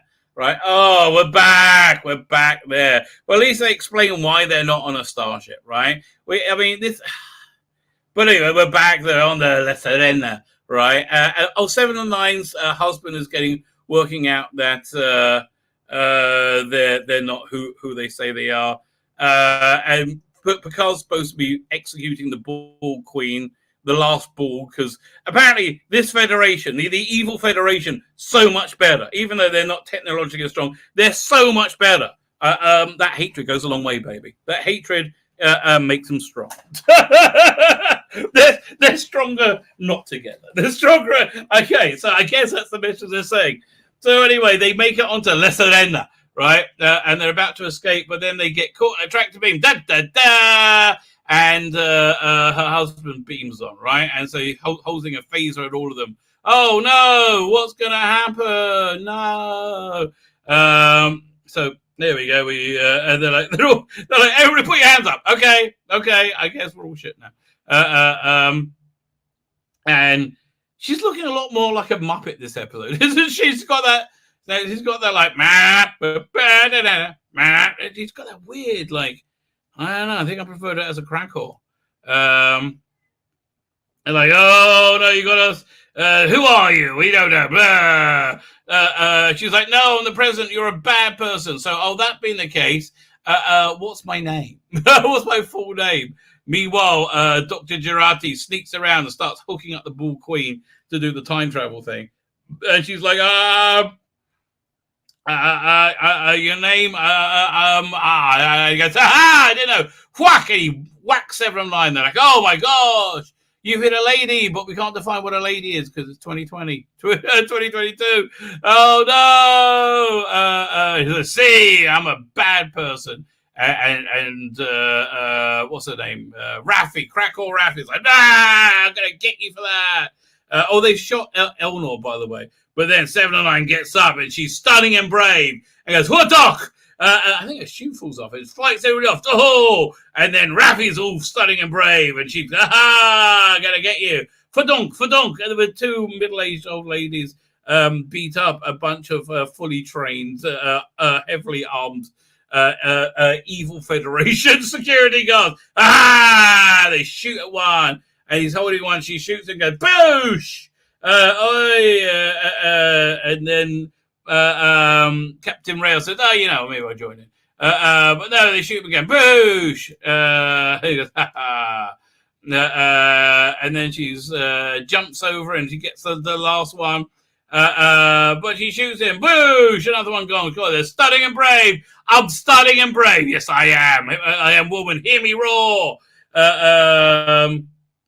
Meanwhile, Elnor's been shot. Oh no, I'm not feeling very well. Oh dear. And they got to get out from the evil Federation. We got to they take him to med bay, but they don't have any medicine there because they're evil Federation. Meanwhile, they're chased by evil Federation. Pew pew pew pew pew pew. Da da da da da da da. Oh, Elnor's looking a bit rough. Oi. Oi, Lado! Oi, vey! Says Elnor, not quite like that. Meanwhile, Captain Rails is back being Rails again, flying La Terena. While Raffi starts freaking out. Oh, we gotta look after Elnor. Pew, pew, pew, pew, pew, pew, pew. And now the Evil Federation has starships, by the looks of it. Okay, I didn't have them before. They say, we have to outrun them, and then Q turns up and says, and goes away again. So that's all you see of Q. Bye-bye, Q. No more Q. Catch you later, Q. And Picard is like, Gerard is like trying to hook up the Bull Queen while they're firing and pew, pew, pew. Oh no, boosh. And they blow up more starships with their little ship, apparently. I don't know how. Meanwhile, she's nearly I gotta get hooked up. The Bull Queen's awake. Hello. She's like starts crawling over to attack her. Quite a cool scene, actually. I did this. I didn't mind at all.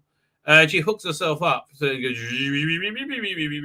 and she's like, oh well, that's probably not good. And she takes control of the La Serena, and she launches a couple of ball glowy things to these starships. Goes kaboosh! Blows them up, and they go down. And they're like, we're not in control anymore. The Bull Queen is. She's going to go, and she flies to the sun. They're going slingshot. Get yourself somewhere comfy. But I quite like this Bull Queen. She's got this like smugness going on. So like this. So slingshots around the sun. It's actually not bad because they visually subtly reference Star Trek 4 with their journey in time. Oh, just froze. Let's see how long it's going to freeze for. Maybe it won't freeze for long. But they do nicely live stream, Dr. Alex. What live stream? How you doing, mate? What was it? Yeah. So they slingshot around the sun, and And Elnor's not looking very good for it, right? Not looking very good. Oh, frozen again. Well,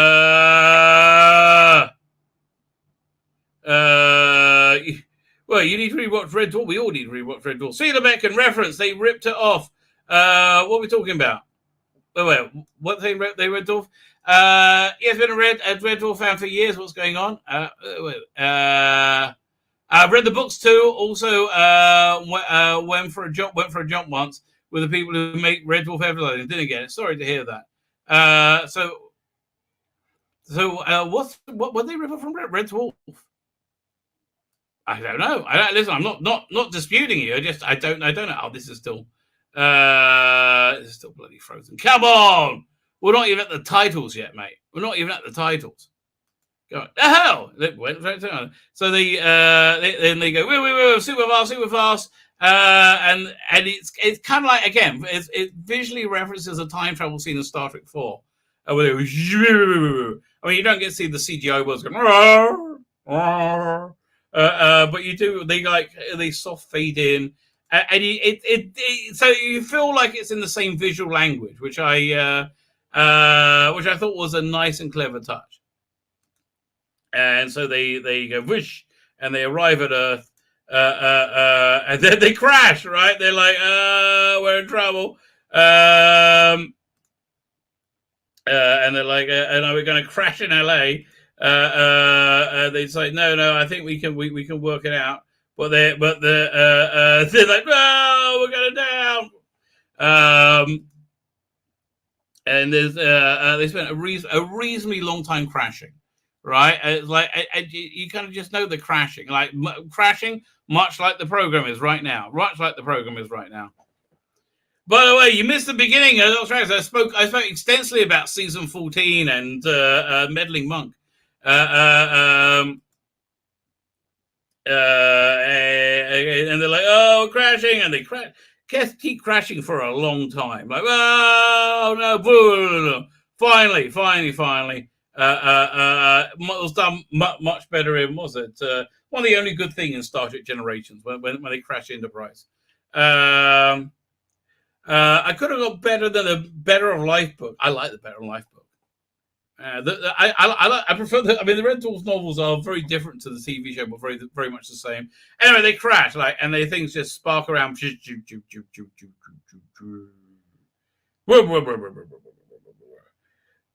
Come on, you can do it, baby. You can do it. You know you can. There you go. So they go, and they've got no power. Everything's draining all the power. Like, oh, come on! Oh, so freaking annoying. Okay, there you go. Something's draining all the power. Meanwhile, Elnor's looking good. Oh, we got to help him. Ramp's freaking out. Oh no, we got to get power back on. It's the only thing keeping you alive. We're working on it. But not really fast enough. Bull Queen is out for the count, right? And she's draining all the power, and they're trying to keep Raffi alive. Oh, please, not Raffi. Raffi's trying to keep Elnor alive. Remember, keep in mind, he's only been in it for like 5 minutes in the whole 3 episodes so far. And he's like, oh, I want to see my emblem, and it's like, oh, it looks so beautiful, and he's dead. Bloody hell! Brown bread. Probably comes back when they fix the timeline. Will be my guess. Oh, but she's bad. I want my crack pipe. Because like, sorry, oh, and she's like, close him in the morgue. Not happy about it. No one's happy. So they got to work out what they're doing. There's this person called the Watcher. They want to scan for like higher technology, whatever stuff, and they go to the tallest place in LA, and they spend around time talking, and so it's Raffi and Seven are going to go there, and she's going to try and get the Bull Queen back online so they can find out where they need to go from. Meanwhile, Rayos, Seven, and Raffi are going to go, and then it just really starts weirdly dragging. Right, as nothing really happens, right? They just talk to each other for a bit, And then she's trying to work out what's going on with the Ball Queen. Not very successfully, right? And then, so she has an idea. She says, if I hook myself up to her neural net because she doesn't recognize me, she won't assimilate me. You'll get assimilated straight away. So it's like, well, no, you're not going to do that. He's like, it's a hard no. And she's like, but it's going to work, and I'm a stunning brave woman. So they work out where they're going to go. And then they have this weird scene where they pick clothes so they can blend into the 20th century. They look fine, right? Honestly, before he got changed, he looked fine. Like they all look fine. I don't know. Like, listen, we had Chekhov and so like what was Chekhov wearing? Like, he was dressed like a little sailor boy, wasn't he? Was it that one? Yeah, I think he was. Where are the nuclear vessels? Can you show us where the nuclear vessel? Hello, we are looking for the nuclear. And they, have to,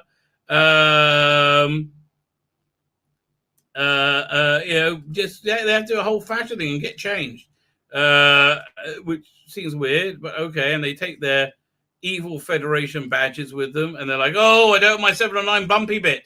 And Raph is like, I'm a mess. I'm a hot mess. So there, we're going to be fine. Meanwhile, Picard's not doing good. He's there. And she's like, oh, we got to do it because I'm a stunning and brave woman. He's like, well, you can always unplug me. You're going to be in charge. We could do it. Yeah. And she's like, yeah, I guess so. I don't think we really got a choice, right? So off they go. Whoosh, the three of them. And the Ball Queen wakes up. They're like, what's going on? It's so he hooks her up to if she woke up, why she? I don't think she did wake up because they wouldn't have done this then. So they hooks her into the Ball Queen. Meanwhile, our people are in LA. They got them as close as they can. LA is LA, and they love LA. It's so beautiful. Apart from when you sit close up. Whoa, and then arrives Raffi. And then 709. And a little girl says, oh, are you a superhero? And she goes, yes, I sort of am, and winks at them, and they're stunning and brave. And Rails wakes, he materializes in the middle of the air, and he falls like 10 feet, boom, and smashes his face on the ground, right? So he's not doing so good. Somebody brings him into a clinic, says, don't worry about your papers. Oh, essay, you'll be good with us. Don't worry about papers. We won't call ICE. Meanwhile, the kid finds his badge, right? Said, oh, I guess that's mine now. Raffi is walking through a human feces in a tent village, and she gets mugged. But she fights him off because she's Raffi and standing and brave. Hoo, wah, fuba. Dunk, dunk. And then she robs him and takes his money. And then meets 709 and says, look at all the money they have and all the squalor. Okay, the disparity. This is only in Democrat cities. They're blaming this on Trump, right? In their head, they're blaming this on Trump. This is only in Democrat cities, right? Where you have these tent cities because they're run like garbage, right? This is what your policies do.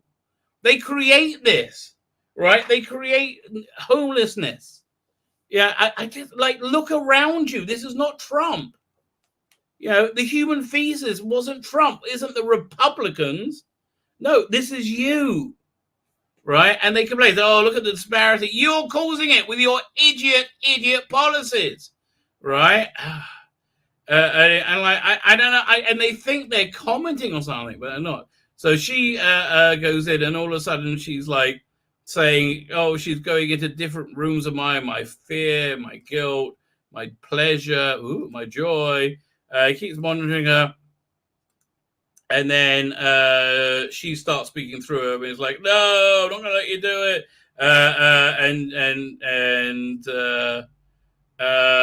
it. She's speaking through the Ball Queen. And it's like, well, he said, no, I'm going to unplug you. No, don't unplug me. But he does anyway. Meanwhile, they come to the tallest building in LA and then let's go to the top of that building. And they go to the top of the building and they're looking around, place to scan. And a great cringe moments of Star Trek, right? You know, do you remember what Spock did to hide that he was a Vulcan on the city of Ed Forever? He put a hat on, right? He put a little hat on. And when somebody saw his ears, they came up with a convincing story. Bones and him came up with a convincing story about him. His ears got caught in some kind of harvesting machine, right? Something along those lines, right? So you know, they did it Bones didn't go, oh no, I was sucking his cock because we're gay lovers, and he enjoyed it so much he pulled his ears into a funny shape, right? They didn't do that. But this wasn't Picard. So evil fat man security says, hey, you can't be here. And they go, oh, hi, we want to make capture an image, take a picture.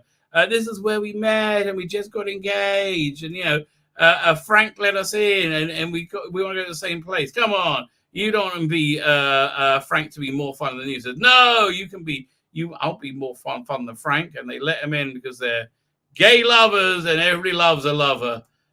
Meanwhile, Reyes wakes up in a free clinic, and he goes, hey, Issy, how are you? Oh, we look after our own. We're just noble people, noble nomadic people, and we all good. All of us are good, right? There's no child trafficking going on here at all. Okay, we're just all good people. But anyway, and he goes, I'm the doctor, and I'm a sassy Latinx woman, because all Latina people says Latinx. It means nobody does ever, and they smile, and they're all so nice. Era's nice to him, and you need to rest. You got concussion, and he notices he doesn't have his badge. Oh dear. Okay, so they start scanning, and they look at the devastation. The future's starting already. This is all California left-wing policy, right? I mean, that's defunded the forest fire, like the firefightings. These forest fires are a direct result of them defunding something or other, because they're idiots, right? And so they can't, this whole thing is them like crying about left-wing policies, and then saying Trump. No, all this is the absence of Trump, morons. It's so weird, right? It's so weird. And that's what this whole episode is. Them talking about all the problems of like all this social commentary. They're talking about things they screw up, apart from when they go into pure fantasy at the end, right? So they scan, they're like, oh, we found something. No, we haven't. We found something. No, we haven't. And they think they pick up on his badge, and the kid's playing with it. So, can I have my badge back? And he like tries to bargain with him. He finds some cookies and like, okay, these cookies are super good, and he's going to trade them for the badge. And he's like, well, they're my cookies anyway. But he gets his badge back, but he says, no, Ricardo, give me that thing. They said, no, we got to put your badge at the front so it doesn't get you in any trouble.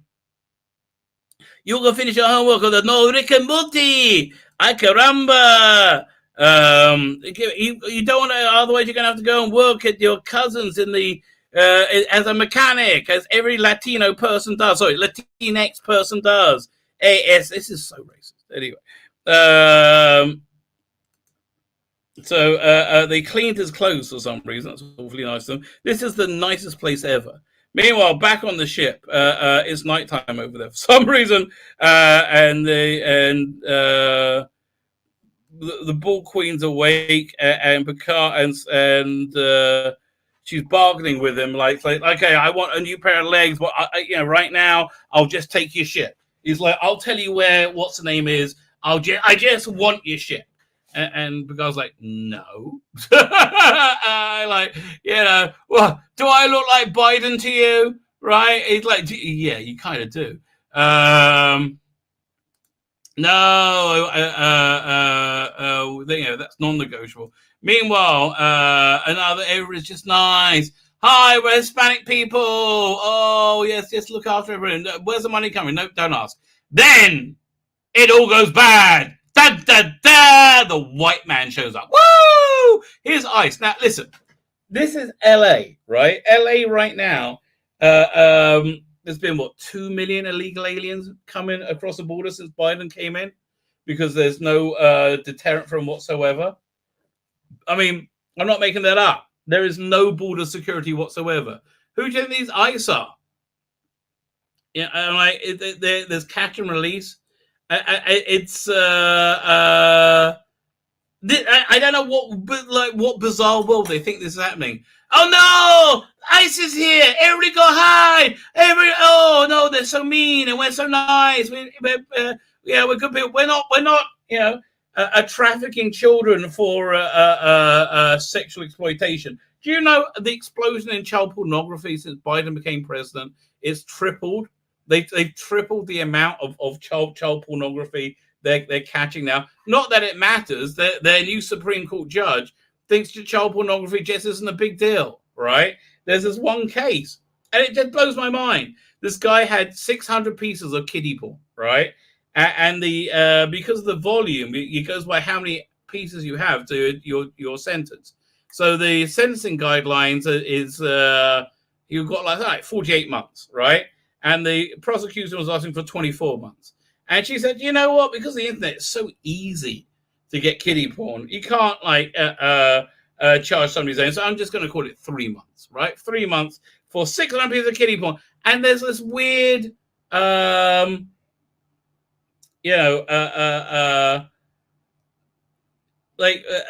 softness on child sexual exploitation, right? Which I think is very much tied into the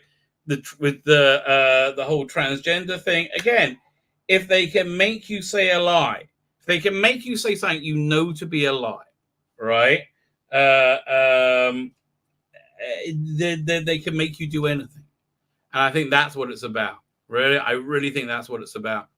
So anyway, Bulky is negotiating. I know where the person is you're looking for, but then Jurati wakes up and says, "Wait a minute, so do I. I know it. I've stolen it from you. I've hacked it from you because I'm stunning and brave. Stunning and brave me. There, kiss, kiss." And they said, "Well, we can turn around." So the Bulky doesn't like that. Meanwhile, ICE comes in. Oh no, Bush! In we come. We're evil white men. Douche. Where are your innocent? We want to beat them, then send them back. Because it's a radioactive hell in Mexico. Young man, are you coming? It's like, no, I should stop in hell. You go fast as you can. I'll hold them off. And he's like, we're white men. We are white men. Okay, look.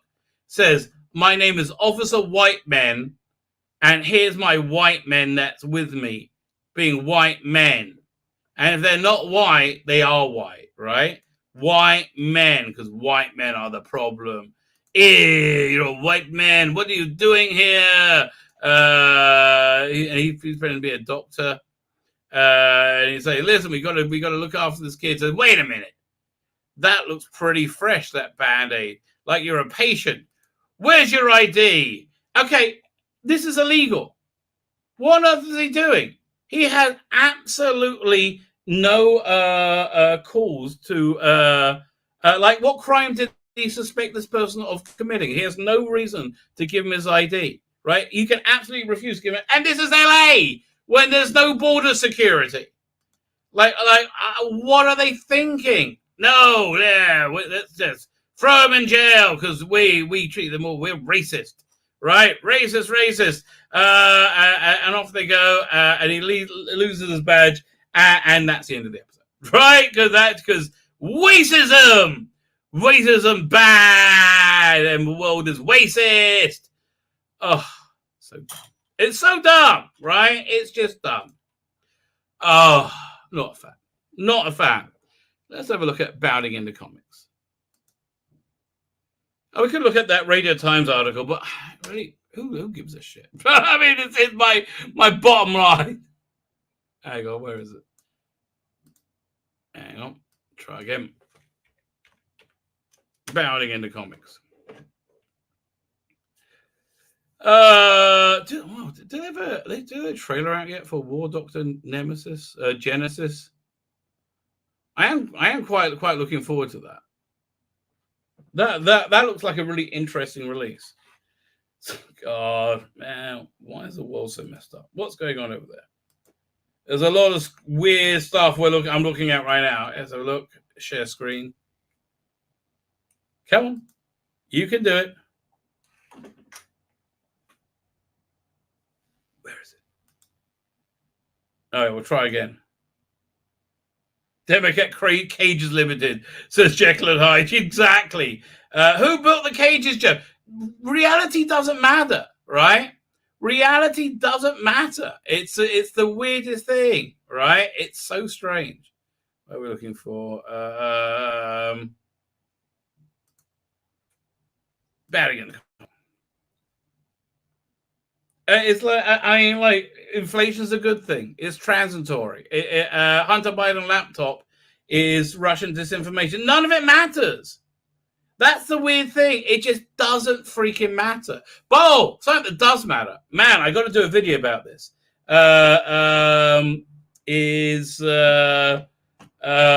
Raised by Wolves season 2 finished. I didn't realize the last episode, which ends on a huge cliffhanger, was the end of the season. I hope it gets a third season because it's awesome. It is awesome beyond awesome. It is so far the best science fiction that's on TV. Absolutely. I might record a video about that for tomorrow because it's so good, right? It's worth subscribing to HBO. It's worth that $15 to get that season. And if you haven't seen it, it's worth it for both those seasons. It's really fantastic. Right, it's worth $15. So yeah, that's how good I think it is. Oh God, this just makes me want to retch. 1 second. I mean, we're not going to read the story. It's a picture's worth 1,000 words. Oh God, it's Tom Taylor, the most insufferable person in the world. John Kent with proud Clark and Lois looking on. Like. What? Why is it so meritorious to be gay? Right? It's just, I don't understand. Why is it such a good thing to be gay? Like, why is it something? And I'm not saying don't celebrate, but I'm like saying if you have a character that's gay and organic to the story, that's fine. Right? No one's complaining about that. But, like, if you make him being gay the story, well, I don't even get that. That's not the story. I mean, it's just not a story, right? I don't understand. It's just, this is exactly like Rosa. This is designed to make white liberals feel good about themselves, right? That's all it's for. It's designed to make white liberals feel good about themselves. It's really quite gross, if I may say so. Amazon deleted 22,000 comments from their Lord of the Rings TV show. I'm not touching this one about some guy talking. I don't know where he's going with it. I'm not even saying out what he said. I'm not touching it. Okay, I'm Jewish. This is not my fault. I am not in that boring, right? I want everybody to get on and be happy. Actor Bill Murray says COVID-19 pandemic is the most challenging time of our lives. Believes people who wear face masks are afraid to die and afraid to kill. Yeah, I think that's about right. There's not going to be a second season of WandaVision, thank God. Doesn't like getting how's it? Slams Black Adam for casting non-white Egyptians. For casting non-Egyptians. Oh, shut up. Oh God, just stop. Just stop with this. Oh man. Doesn't it give you a headache? Moon Knight does a Mark Hamill. Let's see what stupid thing he has to say. I'm looking forward to this show. The bill that liberals are naturally called "Don't Say Gay" should be more accurately called "Anti-Grooming Bill," which is, I think they've actually managed to get seize control of the narrative. It's called and just keep calling it the Anti-Grooming Bill. But what's he got to say about it? Gay. It's Mark Hamill, right? It's like nobody said don't say gay. Okay, it's just okay. Nobody said it. So Disney's like, oh, we love gays, but we love it. So what did he say? Why even make me fight for it?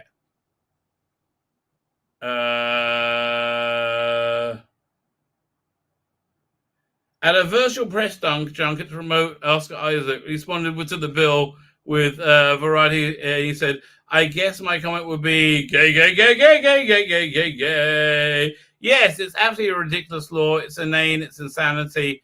And I hope that Disney as a company comes out falsely against it possible.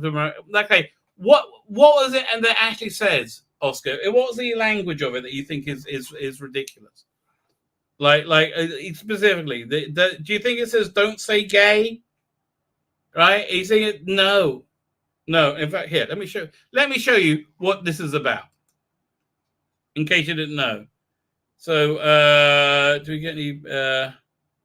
This is the Texas Attorney General has sent this letter to a school district. What do they do? This school district? Where is it? They had a gay pride parade. Right? Let's have a quick look at their gay pride parade. And again, I don't think there should be gay shame parades. But like, why is there a gay pride? Like, none of these people look old enough to be gay. See, there's pictures of it. Where's the pictures?